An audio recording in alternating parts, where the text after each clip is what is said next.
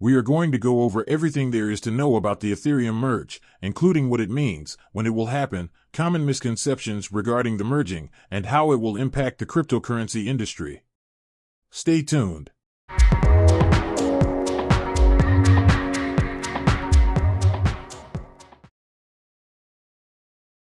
Ethereum, the blockchain behind the second biggest cryptocurrency in the world, may soon reduce its carbon footprint by over 99%.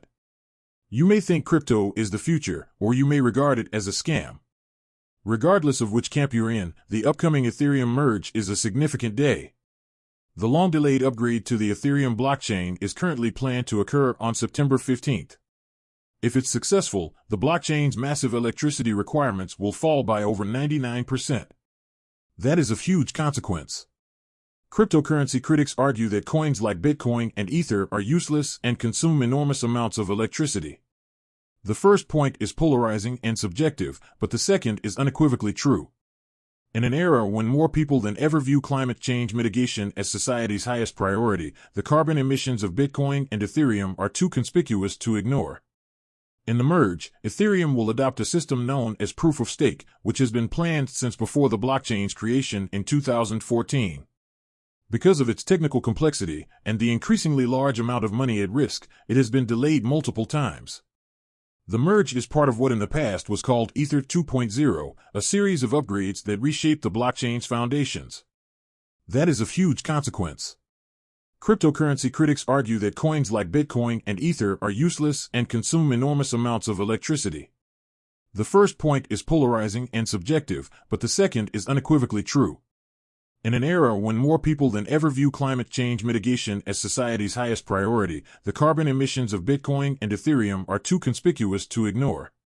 In the merge, Ethereum will adopt a system known as proof of stake, which has been planned since before the blockchain's creation in 2014. Because of its technical complexity and the increasingly large amount of money at risk, it has been delayed multiple times. The merge is part of what in the past was called Ether 2.0, a series of upgrades that reshaped the blockchain's foundations. We've been working on proof of stake for about 7 years now, Ethereum co-creator Vitalik Buterin said at the ETH Shanghai conference in March, but finally all of that work is coming together. Here's everything you need to know to make sense of the big day. Why is crypto bad for the environment? To understand the merge, you first need to understand the role of cryptocurrency miners. Say you wanted to mine cryptocurrency. You'd set up a powerful computer, a mining rig, to run software that attempts to solve complex cryptographic puzzles. Your rig competes with hundreds of thousands of miners around the world trying to solve the same puzzle. If your computer unscrambles the cryptography first, you win the right to validate a block, that is, add new data to the blockchain. Doing so gives you a reward. Bitcoin miners get 6.25 Bitcoin, $129,000, for every block they verify, while Ethereum miners get 2 Ether, $2,400, plus gas, which are the fees users pay on each transaction, which can be huge. It takes a powerful computer to have a chance in this race, and people typically set up warehouses full of rigs for this purpose. This system is called proof of work, and it's how both Bitcoin and Ethereum blockchains run. The point is that it allows the blockchain to be decentralized and secure at the same time. It's what's called the Sybil resistance mechanism, said John Charbonneau, an analyst at Delphi Digital. Every blockchain needs to run on a scarce resource, Charbonneau explained, one that bad actors can't monopolize. For proof-of-work blockchains, that resource is power, in the form of the electricity required to run a mining operation. To overtake Ethereum right now, a bad actor would need to control 51% of the network's power. The network is made up of hundreds of thousands of computers around the world, meaning bad guys would need to control 51% of the power in this vast mining pool. Doing so would cost billions of dollars. The system is secure. Though scams and hacks are common in crypto, neither the Bitcoin nor Ethereum blockchains themselves have been compromised in the past. The downside, however, is obvious. As cryptographic puzzles become more complicated and more miners compete to solve them, energy expenditure soars. How much energy does crypto use? Lots and lots. Bitcoin is estimated to consume about 150 terawatt-hours a year, which is more electricity than 45 million people in Argentina use. Ethereum is closer to Switzerland's 9 million citizens, eating up about 62 million terawatt-hours. Much of that energy comes from renewable sources. About 57% of the energy used to mine Bitcoin comes from renewable sources, according to the Bitcoin Mining Council. BMC relies on self-reporting among its members.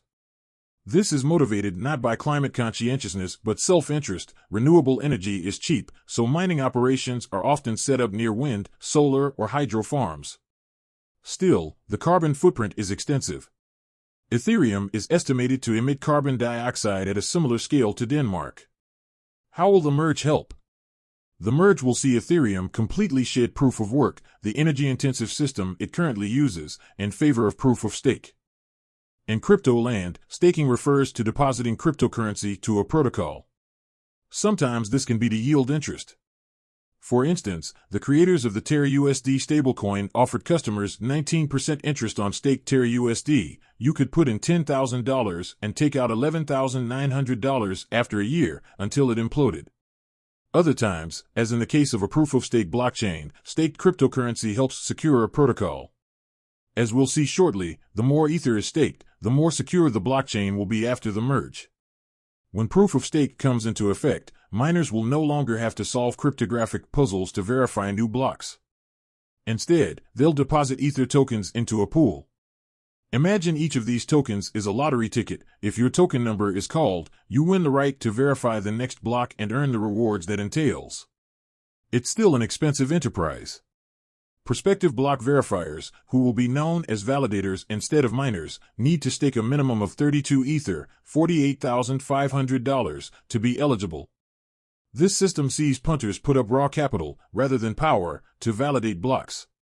Whereas a bad actor needs 51% of a network's power to overrun a proof-of-work system, they'd need 51% of the total staked Ether to overrun the proof-of-stake system. The more total Ether is staked, the safer the network becomes as the cost of reaching 51% of its capital increases. Since cryptographic puzzles will no longer be part of the system, electricity expenditure will go down an estimated 99.65%, according to the Ethereum Foundation. Are there big misconceptions about the merge? Yes, there are many. For one, the merge won't speed up the time it takes for Ethereum to process transactions. Though timing for new block creation and settlement, or finality, will change slightly post-merge, it won't be substantial enough for Ethereum users to notice, the Ethereum Foundation says. Another misunderstanding about the merge involves the time frame during which investors can cash out their stake Ether after the upgrade. Investors won't be able to withdraw their stake Ether immediately after the merge occurs, and will have to wait until the Shanghai upgrade, which is the next major upgrade following the merge, the Ethereum Foundation says.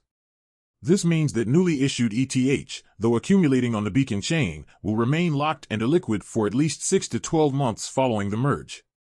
To Ethereum core developer Tim Byko, the biggest misconception about the merge is that you need 32 Ether to run a node, he told Fortune. You don't.